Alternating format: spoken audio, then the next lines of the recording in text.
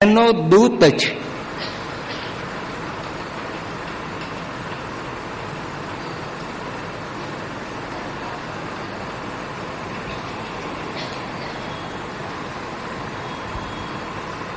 અને પોતે ગોપીજનો આ વર્ણન કરનાર શ્રુતિઓ છે,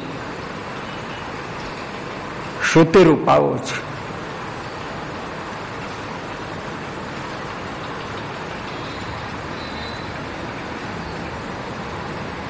કાળના માધ્યમથી ભગવાનને આ સંબોધન કરે છે.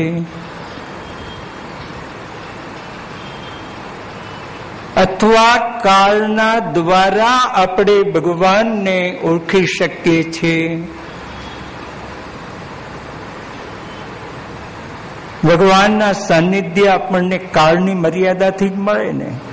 મંગળા તો સવારે, શૃંગાર તો 9 વાગે, રાજભોગ તો 11 વાગે. કાળનું માધ્યમ છે ત્યાં.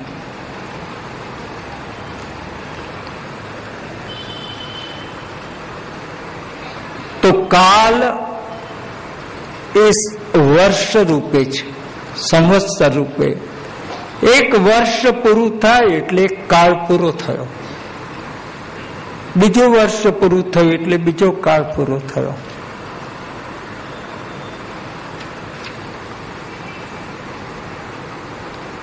અને કેટલા કાળ પૂરા થયા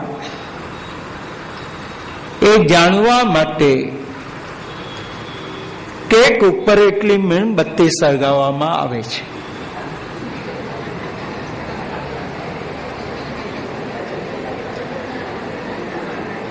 કે તમારા જીવનના આટલા વર્ષો બળી ગયા.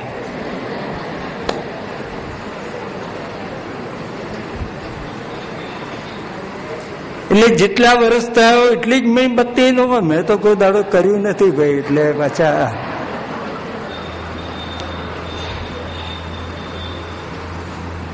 તો કાલ એ સંવત્સરાત્મક છે. એક વર્ષ એ કાલનું એક સ્વરૂપ છે.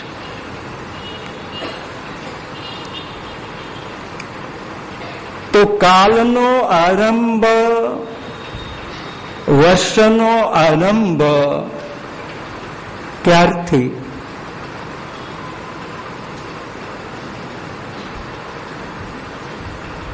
પહેલી જાન્યુઆરી થી નહીં, તો કારતક સુદ એકમ થી એ પણ નહીં.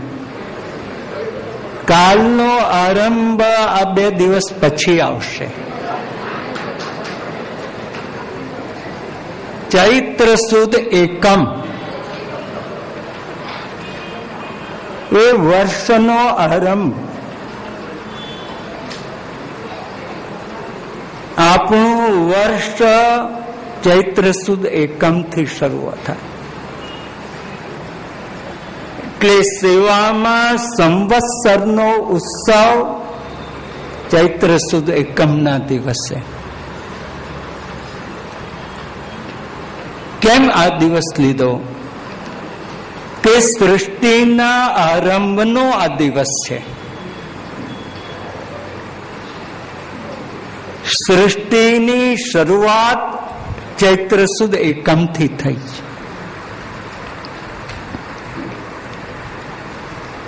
તમને બહુ ન ખ્યાલ આવે છતાંય કહું, અશ્વિની નક્ષત્ર એનો 0°, એના ઉપર બધા જ ગ્રહો હતા. અને ચૈત્ર સુદ એકમના દિવસે આ ગ્રહો પોતપોતાની ગતિમાં આવ્યા અને પોતપોતાના ગતિ પ્રમાણે ચાલ્યા, એટલે જુદા પડી ગયા.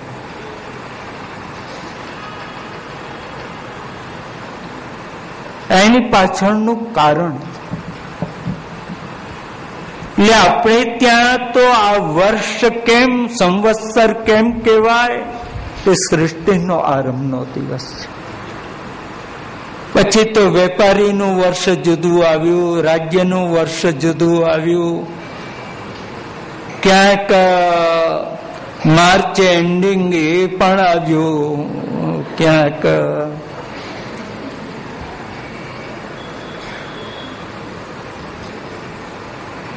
ચૈત્ર સુદ એકમના દિવસે શું ખાવાનું? કડવો લીમડો ખાવાનો. હા, ઠાકોરજીને પણ આવે. હા, એના પાના, કડવા લીમડાના પાના મિશ્રી સાથે ઠાકોરજીને પણ આવે. લીમડામાં અનેક ગુણ છે, અનેક ગુણ, પણ આપણે માટે ઉપયોગી એવું. વર્ષની અંદર ક્યાંક કોઈની પણ જોડે કડવાશ થઈ હોય તો એ કડવાશ ગળી જાઓ અને આજે સાકરથી, મીઠાશથી એક નવા વર્ષનો નવો આરંભ કરો.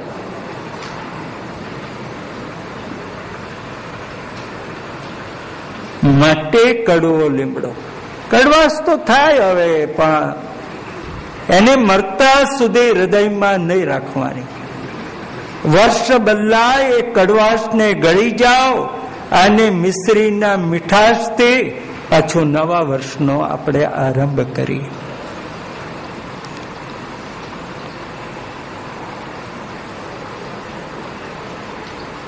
તો સંવત્સરાત્મક કાલ છે. અને ચૈત્ર સુદ એકમથી કઈ ઋતુ શરૂ થાય?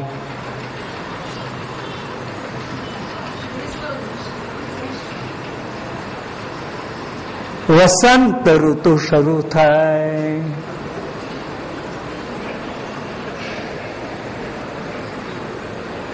ચૈત્ર ને વૈશાખ એ વસંતના માસ છે. મોગરો એ વસંતનું પુષ્પ છે.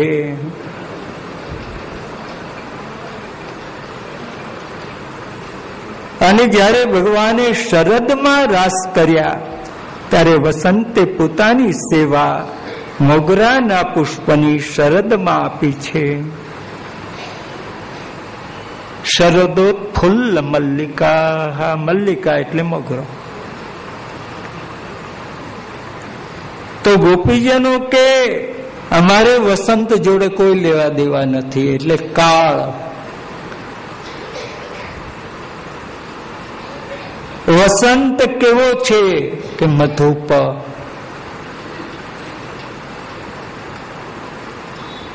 ફૂલ, ઝાડ બધામાં મધ એટલે રસને વધારનાર.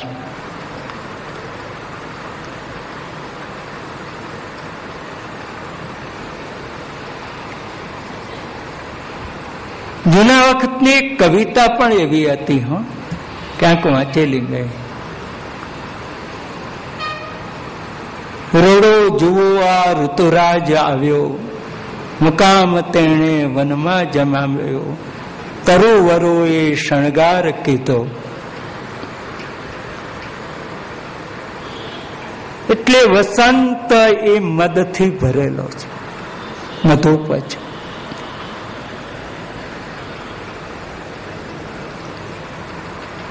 એક એવો છે કિતવ બંધુ, કપટીનો મિત્ર.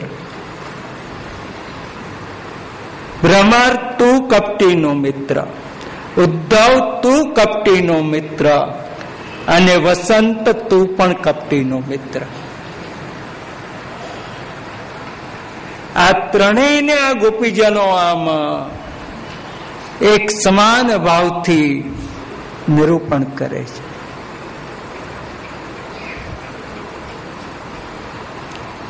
વસંત કપટીનો મિત્ર કેમ? તો વસંત પછી કઈ ઋતુ આવે? ગ્રીષ્મ. અને ગ્રીષ્મ ઋતુ એ કપટી છે.